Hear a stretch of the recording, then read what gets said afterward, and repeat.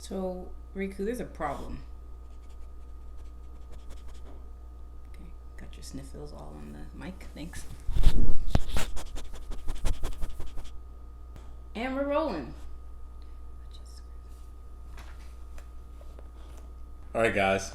Welcome back to another discussion.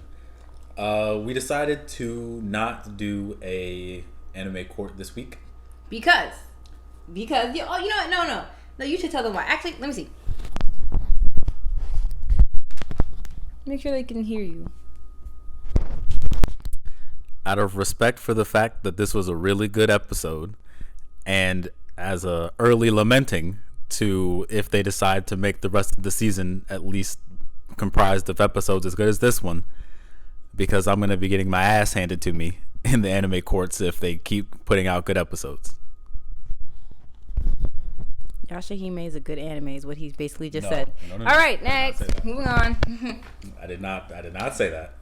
And it is very important to note that a lot of anime have one or two good episodes.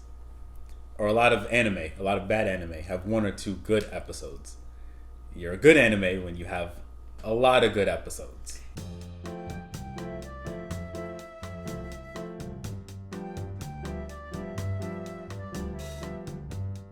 Okay, so let's start with what you don't like. All right, I didn't like too many things. Like I said, it was a good episode. So it's only two things really that I didn't like. The first being May's reaction to them leaving. Mm-hmm. I'm so glad we're moving into the feudal era and we don't have to see her again for hopefully until the end of the season. She's 3. I don't know how old she is, but she's an infant, okay? She doesn't understand any of that. One day she had Toa. Now, the next day she has 2 more sisters. She's so excited. She wants to keep them all. And then the day after that, excuse me, she loses all 3 sisters. Yeah, she's sad. I get all of that, I guess. I don't really get all of that because Toa had been around since before she was born, so that's why she's a sister. The rest of that doesn't really make sense. Moroha would be the only other person that's family to her, and that's her cousin. Yeah, they're cousins. I don't want to get in an argument about the legitimacy of what May feels. I would like to say that her decision to force them to promise her that they're all going to come back. No one really promised her though. Right after, besides Toa. Toa, yeah. Which is, on brand. She said, come on guys, promise her. And they're just like, so there's Rainbow Bridge. Just after she hears them say, this isn't going to be a cakewalk, you can mess around and die over there. And she's like, I'm going to come back in one piece I'm going to get your dreams back, keep my head, and come back. Yeah. Which, good old Toa brings us into the second thing that I didn't like about this episode. Her reason for not wanting to fight Sesshomaru.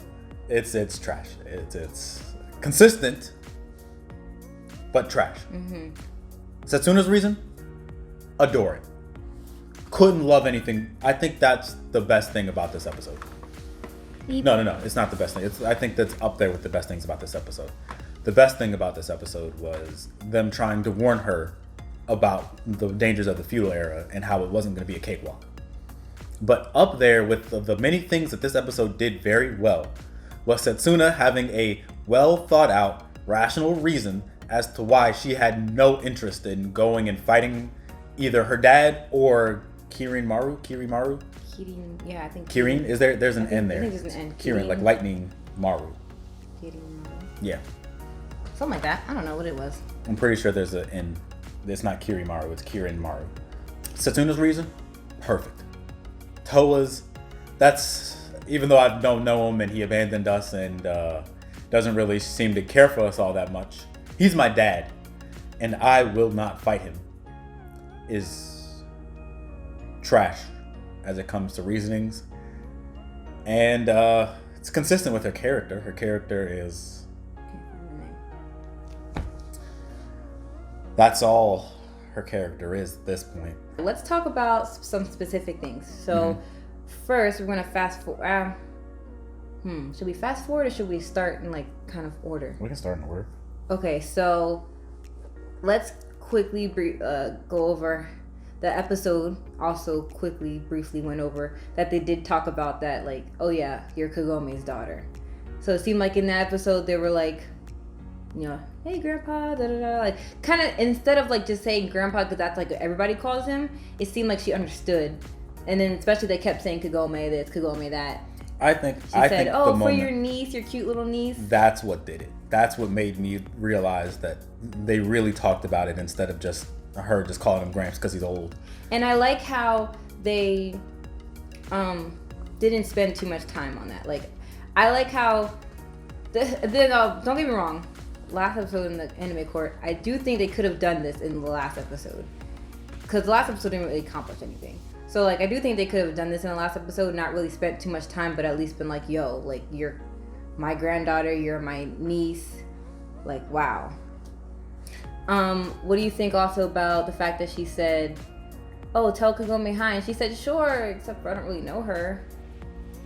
What do you think's going on there? I'm ridiculously interested in knowing exactly why. One, nobody knows their mother from the feudal era. But two, it seems, I guess that's skipping ahead a little bit, but it seems that Shishomaru was making moves in the background of whatever's going on in the feudal era.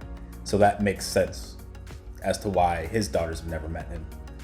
But I'm very interested in as to why we haven't seen Inuyasha yet, and why we haven't seen Sango and Moroku yet. Moroku's coming next episode. Hopefully. It might be one of his previews. It might be one of his daughters. It could be anybody. He could have started a whole order of monks. It's definitely Moroku. It's probably Moroku, but it might not be. And so I would just like to know what exactly is going on. We both think that there's definitely something overarching. I think that there's something that that the older characters, like the previous cast, are dealing with, and they're trying to keep the kids out of it because they're kids, and the kids are gonna happen upon it and be like, we'll fix this. I don't think that. I think that it's been foretold that the kids are going to be the ones who fix it, and the parents are just trying to hold it back until the kids are ready to deal with it. I don't think that they're trying to keep them out of it. I think that they're just rearing the kids at this point isn't the big problem. They're going to mature on their own. They're going to grow up on their own. They're going to get powerful on their own. The parents just need to hold back whatever's happening until the kids are ready to take it on. I think that's what's going on. But Kaede gonna live forever. Kaede's gonna live forever. I told you, she's pulling a Kikyo and she's eating spirits. Kaede and Gramps have not aged since the last time Inuyasha aired. What was it, 10 years, they said? Yeah. In 10 years, they have not aged. Yep. They're Pharrell. No, it's more than 10 years. Since the end of Inuyasha. 14 years. It's been 14 years. 14, because they're all 14, yeah. Yep. So next then, I also liked how they're actually showing just how dangerous the feudal era is. Because in the original anime, Inuyasha, like, it was like, yeah, there's demons and stuff around, but it was kind of just like we're here. Right? And I like how with Setsuna and Moroha, they're telling Toa, like, listen, like, this is not, it's either kill or get killed. And I like how even Moroha was saying that, because, like, Inuyasha's the type, and Moroha's type is like, oh, it's whatever, I'll take care of everything. But she was just like, yeah, it's dangerous, and I'm not dying for you, and you're not gonna get me killed. So... Which I think is one of the reasons why I hated May's answer to that so much, because I agree. I loved that. Mm-hmm. Absolutely adored it. For two people that we've seen so far to be at least kind of powerful in terms of where the strongest people we've met so far are, mm-hmm. for them to both say, no, you got it, you better take this serious, because if you don't, you'll get us killed, and I'll be damned if you get me killed. Yep. Okay, and then I think the last thing we'll probably talk about is Friends in a Tree. Friends in a Tree.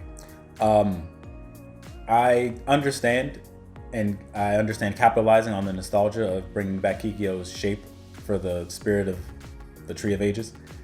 I don't love it. I'm not the biggest fan of it. I don't think the reasoning is good.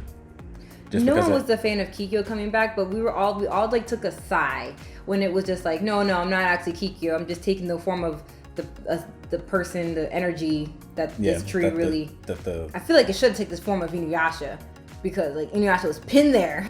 It was just her arrow, but Inuyasha's body was there for 50 years.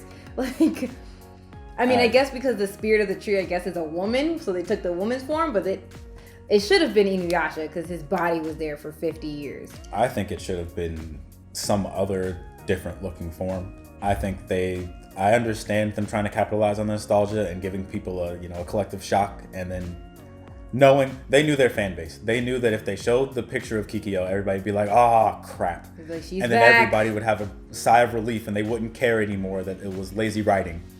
That as long as it's not Kikyo's back again, we're all good. Yeah. But so what do you think though about Rin in the tree?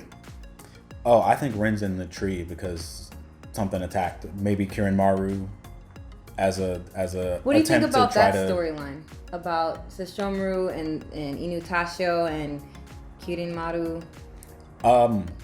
That cuts out the giant dragon that they said in the first part. Ryokotsu or something like that. That they said was equal in power to him, and that's why. Yeah, but he didn't rule a land. He was just. I don't think so. I think he was just powerful. But see, if he's as powerful as these other two demons that rule giant lands, he could have decided to go to some other place, or he could have decided, hey guys, we're gonna split this into 3 now because that's what's gonna appease me. Unless I missed something in the original Inuyasha that said Ryokotsu just wanted this land. He didn't want to split up a different portion. He didn't want to cut it into thirds. He wanted this half. Maybe, but that's neither here nor there. Inuyasha. I'm never gonna remember that. In the first, I know I'm saying it wrong. Inuyasha, they did call him the demon of the West, or the great demon of the West, or something like that. The great dog demon. But they said of the West. Yes. And that was something that was never explained, and I think we all assumed had something to do with the dragon being the East, because I think that's usually something. But I can Google something about that. But we learned in this episode that he was just another powerful demon roaming around, and there was a different king of the East. So they would have to get further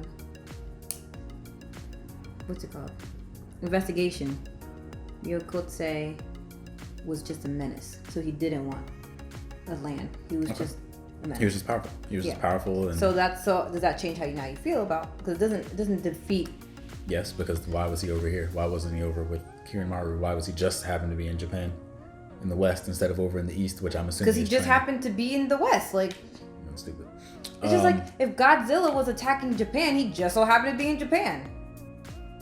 I shudder at the thought of 3 half demons somehow in under 100 years being able to overpower somehow one of the 2 or 3 most powerful demons that the Inuyasha world has seen in the past 1,000 years. All in all, good episode. Very good episode. I liked the dynamics of the 3 girls. I think they have a good team. Morehouse will probably continue being best girl.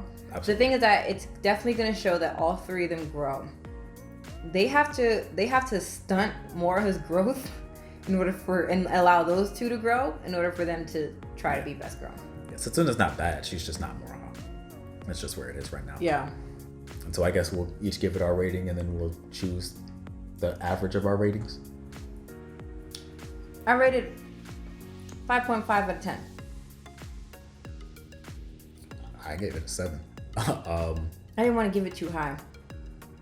I always rate things too high. You called this episode average. Or slightly above average. Slightly above average. Mm-hmm. I thought this was a good episode. So it's a 6. Yes, it's 6.25.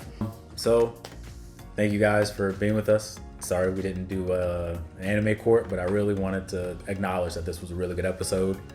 And we didn't want to make just a one-sided episode because I'm usually the prosecution, where I'm just saying, nope, that was good. No, that was fine. or an episode of Anime Court where I was trying to drag out the 2 small problems that we had.